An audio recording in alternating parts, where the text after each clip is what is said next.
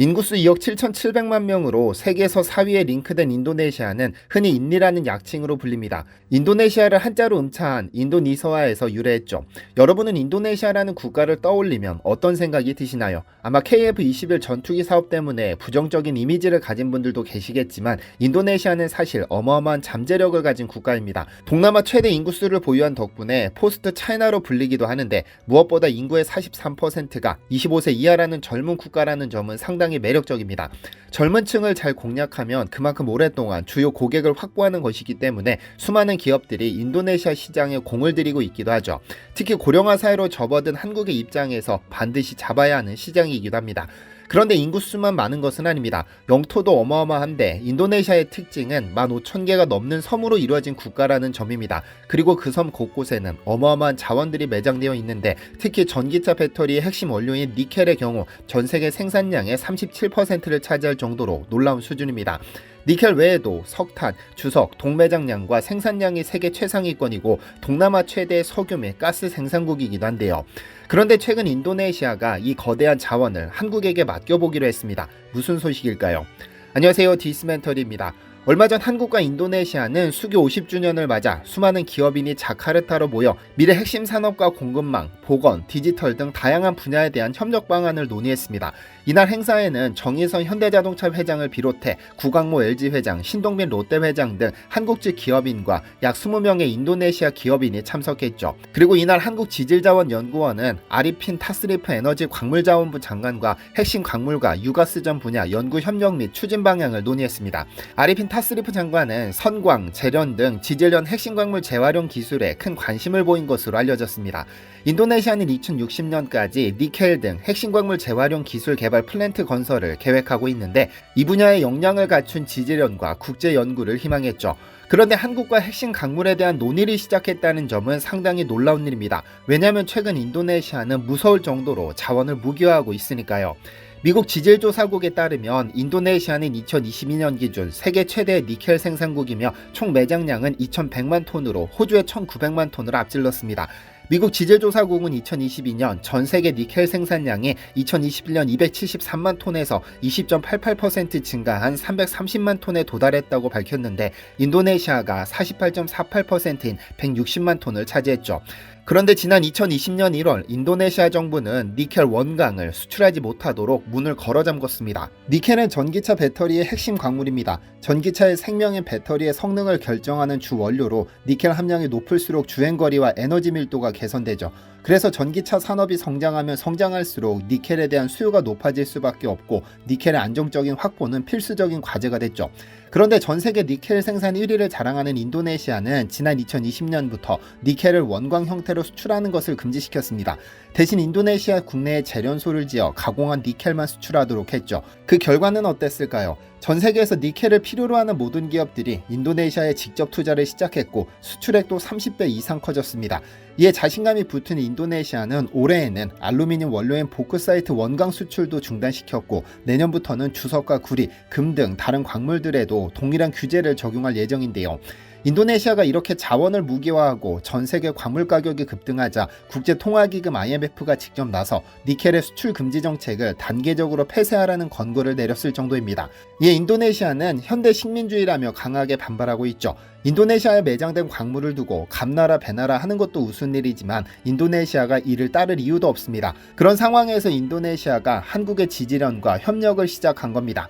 광물이 풍부한 인도네시아는 자국 광물 산업 진출을 대가로 기술력이 동반된 투자를 유도하고 있는데 지질련은 이번 대화로 인도네시아가 광물자원 전주기 기술을 보유한 지질련을 핵심 광물 개발 및 재활용 공식 협력 파트너로 인정했다고 설명했습니다. 또한 인도네시아 반둥공대와의 핵심 광물 탐사, 개발, 활용 공동연구 추진 및 공동연구센터 설립 업무 협약도 체결했는데요. 지질련과 ITB는 2022년 11월부터 핵심 광물 탐사, 개발, 자원 활용 선광, 재련 공동연구 협력을 논의해왔으며 이번 협약 체결은 그 결실이라고 할 수 있습니다. 이에 앞서 9월 5일에는 이평구 지질련 원장이 인도네시아 에너지 광물자원부 산하 지질국을 방문해 인도네시아 핵심 광물 공동탐사 협력 방안도 모색한 것으로 알려졌습니다. 이평구 원장은 천연자원 부국인 인리와의 협력은 니켈 등 전기차 배터리 핵심 원료는 물론 히토리와 흑연, 리튬, 바나듐 등 차세대 광물자원 확보를 위해 전략적으로 중요하다며 이번 인리정부 협력 성사는 국내 기업 진출 연착륙을 돕고 새로운 핵심 광물 공급망 확보 발판이 될 것이라고 밝히기도 했죠. 이러한 소식이 반가운 이유는 현재 우리나라는 광물, 특히 전기차의 핵심 재료인 리튬 무역 적자가 심각하기 때문입니다. 한국무역협회에 따르면 올해 상반기 리튬의 무역 적자는 50억 9천만 달러, 약 6조 7천억 원으로 나타났습니다. 이 중 중국에서만 60%에 가까운 30억 달러의 적자를 기록했는데요. 중국 의존도가 높은 국내 산업계엔 이 리튬이 아킬레스건이 될 수 있다는 말도 나오고 있습니다. 실제 미중 갈등이 심화되면서 중국은 히토류, 리튬, 니켈 등 자원을 반격카드로 적극 사용하고 있는 상태로 그야말로 자원의 무기화를 열심히 실천하고 있습니다. 이를 어떻게든 벗어나고자 우리 기업들은 호주, 아르헨티나 등의 리튬 업체들과 파트너십을 맺거나 아예 광산을 직접 투자하는 방식으로 공급망 다변화를 꾀하고 있는데, 여기에 가장 중요한 파트너 중 하나가 인도네시아가 될 것으로 보입니다. 즉 이번 협력을 통해 중국 의존도를 어느 정도 벗어날 수 있다는 뜻이 될 수 있죠. 인도네시아는 2010년대 중반 이후 중국 위협론이 대두되며 대한민국의 탈중국 시도의 일환으로 추진하고 있는 신남방 정책의 핵심 국가지만 그 위상에 비해 인도네시아에 대한 인식은 다른 동남아 국가들에 비해 다소 떨어집니다.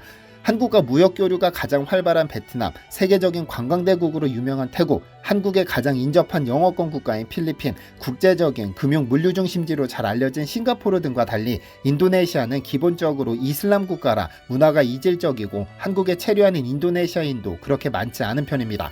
그래서 상대적으로 덜 알려진 편이죠. 또한 인도네시아 경제는 이미 화교 자본과 일본 자본의 영향력이 강해 한국이 개입할 만한 여지가 비교적 적은 것도 한몫하고 있었습니다. 하지만 이런 분위기를 단번에 바꿔준 것이 한류입니다. 인도네시아에서 한국은 한류 덕분에 인지도가 상당히 높은 편으로 동남아시아 최대의 한국 문화 소비국입니다.